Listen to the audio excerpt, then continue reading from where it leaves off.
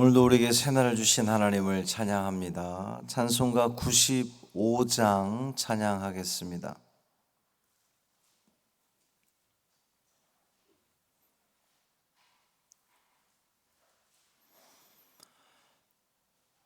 찬송 95장 나의 기쁨 나의 소망 되시며 찬양함으로 새벽 기도회를 시작하겠습니다.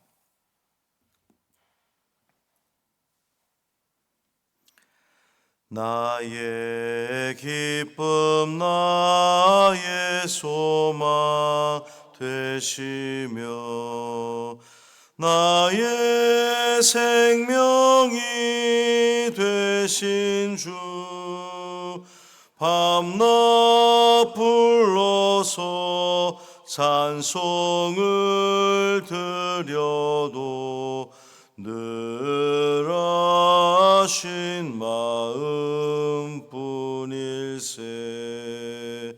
나의 사모하는 선한 목자는 어느 꽃다운 동산에 양의 무리와 늘 함께 가셔서 기쁨을 함께 하실까. 길도 없이 거친 넓은 들에서 갈 길 못 찾아 애쓰며 이리저리로 헤매는 내 모양 저온수 조롱하도다. 주의 자비롭고 화평한 얼굴 모든 천사도 반기며 주의 놀라운 진리의 말씀에 천지가 화답하도다.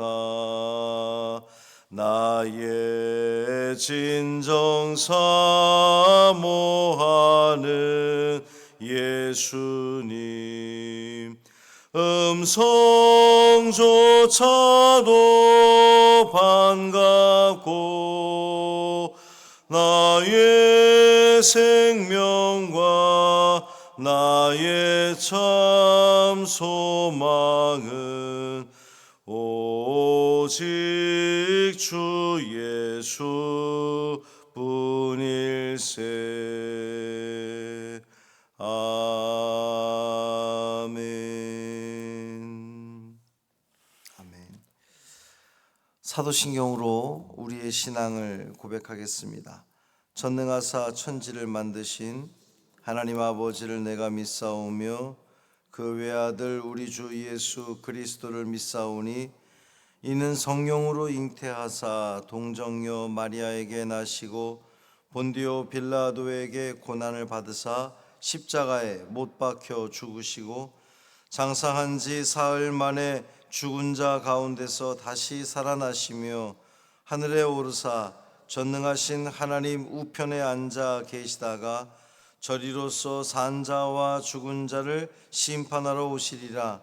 성령을 믿사오며 거룩한 공회와 성도가 서로 교통하는 것과 죄를 사하여 주시는 것과 몸이 다시 사는 것과 영원히 사는 것을 믿사옵나이다. 아멘. 시편 87편 1절부터 7절까지 말씀입니다.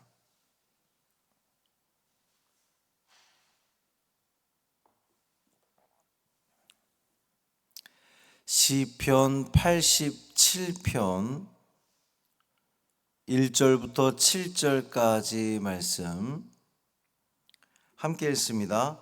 그의 터전이 성산에 있으며 여호와께서 야곱의 모든 거처보다 시온의 문들을 사랑하시는도다. 하나님의 성이여 너를 가리켜 영광스럽다 말하는도다. 나는 라합과 바벨론이 나를 아는 자 중에 있다 말하리라. 보라, 블레셋과 두로와 구스여 이것들도 거기서 났다 하리로다. 시온에 대하여 말하기를 이 사람 저 사람이 거기서 났다고 말하리니 지존자가 친히 시온을 세우리라 하는도다. 여호와께서 민족들을 등록하실 때에는 그 수를 세시며 이 사람이 거기서 났다 하시리로다. 노래하는 자와 뛰어노는 자들이 말하기를 나의 모든 근원이 내게 있다 하리로다. 아멘. 이 말씀은 하나님 말씀입니다. 오늘도 주님과 동행하시는 복 있는 하루 되시기를 주님의 이름으로 축원합니다. 그리스도인들이 세상을 바라보는 시선은 우리 믿지 않는 사람들과는 좀 많이 다르죠. 보통 이 세상 사람들은 일반적으로 이 교회 밖에 있는 사람들은 세상의 중심이 자기입니다. 그래서 자기를 중심으로 생각하고 자기와 어떤 관련이 있으며 나에게 또 어떤 유익이 있느냐에 따라서 그 모든 것들을 기준 삼고 판단한단 말이죠. 근데 우리 믿는 사람들은 다르죠. 달라야 됩니다. 만약에 내가 하나님을 믿는 하나님 백성임에도 불구하고 하나님 백성은 하나님 백성이니까 하나님 중심으로 생각하고 이 세상의 모든 그 중심이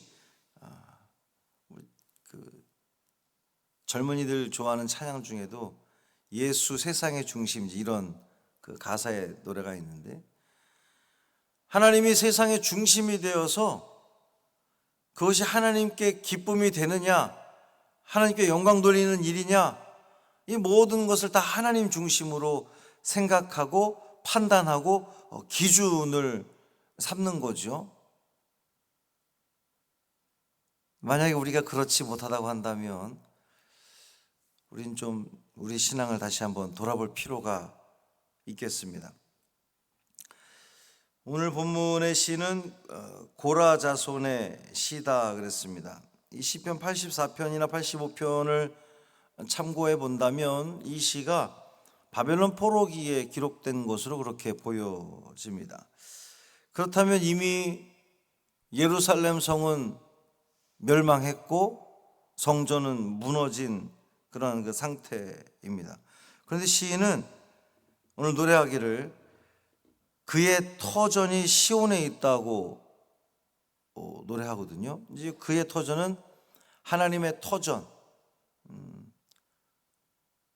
하나님의 베이스 캠프, 하나님의 본부, 하나님의 기지가 이 시온에 있다고 노래하는 겁니다.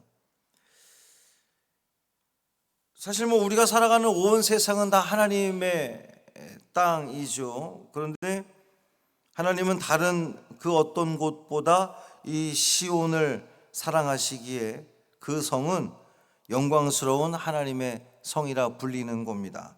오늘 2절 3절 보면 여호와께서 야곱의 모든 거처보다 시온의 문들을 사랑하시는도다.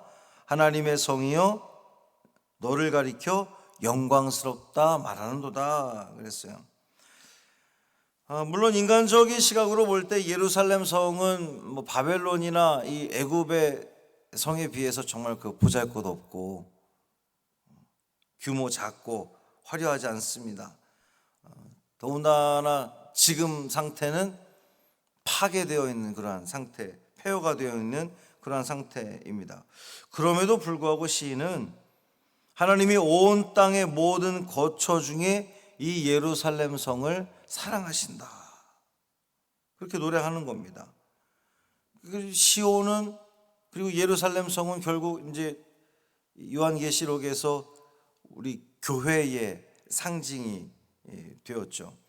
하나님은 이 교회 안에만 계신 것이 아니죠. 하나님은 이 세상의 모든 것을 다 통치하시고 다스리시고 어느 곳에나 계십니다. 정치나 경제나 문화나 사회, 그 모든 영역의 주인이시고 역사하시는 분이십니다. 그 중에서도 특히 하나님은 이 교회를 사랑하시고 교회를 영광스럽게 하셔서 이 세상을 다스리시는 그 하나님의 베이스 캠프로 삼고 있는 거예요. 어디를? 교회를 그렇게 삼고 계신 겁니다. 우리 그리스도인들은 세상에 흩어져서 각자 자리에서 삶을 살아가지만 때가 되면 주일에 이 베이스 캠프에 다 모여서 하나님을 만나고 또 하나님으로부터 지시를 받고 다시금 세상에 나가서 그 하나님의 그 지시에 따라 세상이 돌아가도록 역할을 하는 것이 우리 믿음의 성도들의 역할이죠. 4절에 나오는 이 라합은 애굽 신화의 바다 괴물인데 애굽의 이제 또 다른 별칭이기도 합니다.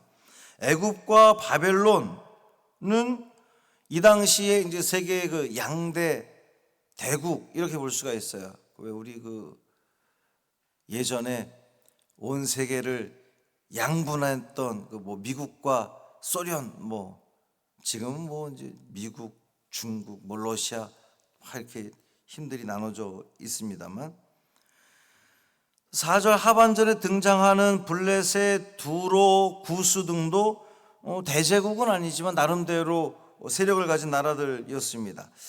자, 이 나라들에 비해서 이스라엘은 다윗과 솔로몬 시대에는 비록 번성하기도 했지만 남북의 분열 이후에 급격히 어려움을 겪었죠. 더군다나 지금은 멸망해 있는 상태입니다. 그런데 시인은 세상 모든 나라가 다 시온으로부터 났다고 그렇게 고백하고 있는 거예요.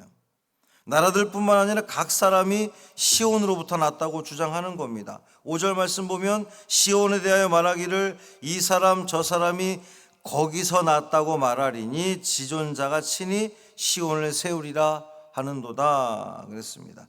시인은 하나님을 믿기 때문에 이렇게 담대히 선포할 수 있었던 겁니다.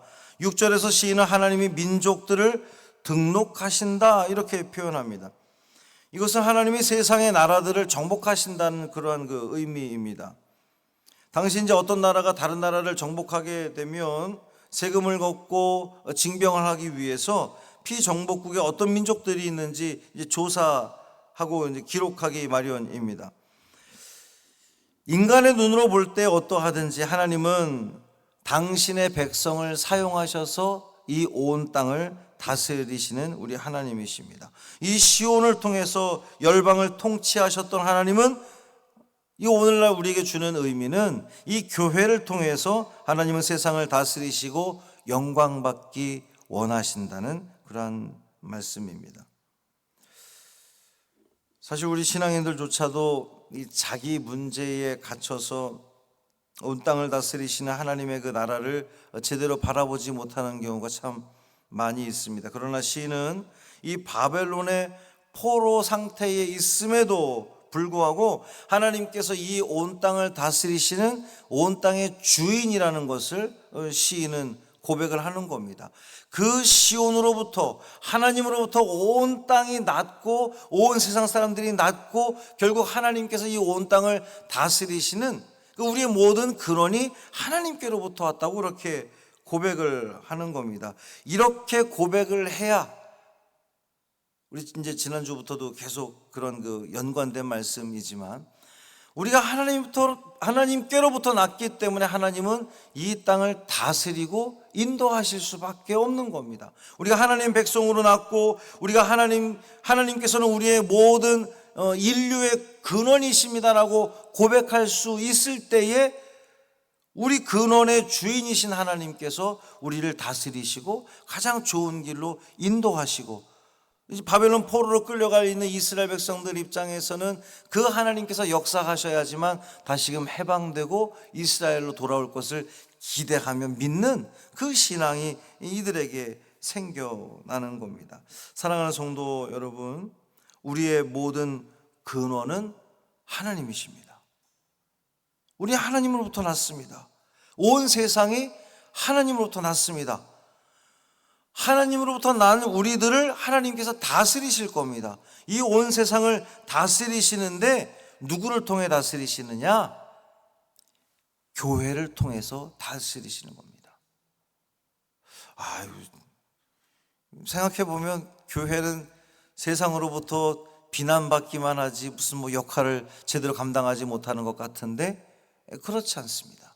하나님은 이 교회를 통해서 하나님의 복이 흘러가도록 하나님은 계획하신 겁니다. 그래서 우리를 이 성도로 부르시고 또 우리를 세상으로 파송하시는 겁니다. 우리가 그 삶의 자리자리마다 돌아가서 하나님께서 이 세상을 다스리고 계심을 알게 하고 우리가 선한 영향력을 끼치고 하나님의 성품인 사랑과 은혜와 겸손을 그곳에 흘러가게 할 때에 그 땅이 하나님 나라가 되게 만드는 것, 그것이 바로 우리 하나님의 계획이라는 거예요. 이것을 위해서 저와 여러분이 부름받았습니다. 하나님께서 여러분을 부르셨습니다. 오늘 하루도 살아가면서 우리는 하나님께로부터 났기 때문에 하나님 중심으로 살아가는 겁니다. 세상 사람들처럼 내 중심으로 나에게 어떤 유익이 되느냐, 나에게 기쁨이 되느냐, 이것이 우리 삶의 가치의 근거가 아니라, 기준이 아니라 하나님 중심으로 하나님께 기쁨 되느냐, 하나님께 영광 돌리는 일이냐, 이것이 하나님을 유익하게 하는 것이냐, 교회를 유익하게 하는 것이냐, 우리가 오직 거기에 초점 맞추며 살아갈 때에 하나님께서는 우리를 통해서 영광 받으실 줄 믿습니다. 그 영광 온전히 돌려드리는 우리 모두의 삶 되기를 주님의 이름으로 축원합니다. 살아계신 아버지 하나님 고맙습니다. 우리의 모든 근원이 하나님이신 것을 알게 하시니 감사합니다. 그러니 우리의 생각과 우리의 모든 중심이, 우리 사고의 중심이, 행동의 중심이 오직 하나님 중심으로, 하나님을 기준으로, 하나님의 영광을 기준으로 우리가 살아가야 되겠습니다.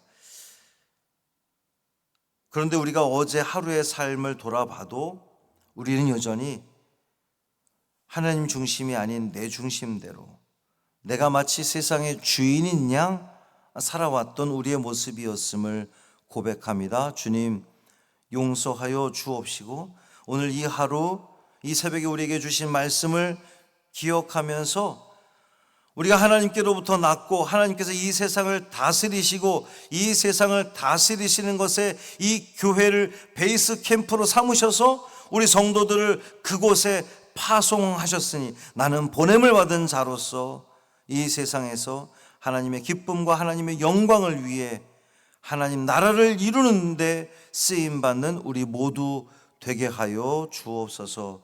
우리 주 예수 그리스도의 이름으로 축복하며 기도합니다. 아멘. 하늘에 계신 우리 아버지여, 이름이 거룩히 여김을 받으시오며 나라가 임하시오며 뜻이 하늘에서 이루어진 것 같이 땅에서도 이루어지이다. 오늘 우리에게 일용할 양식을 주시옵고 우리가 우리에게 죄 지은 자를 사하여 준 것 같이 우리 죄를 사하여 주시옵고 우리를 시험에 들게 하지 마시옵고 다만 악에서 구하시옵소서. 나라와 권세와 영광이 아버지께 영원히 있사옵나이다. 아멘.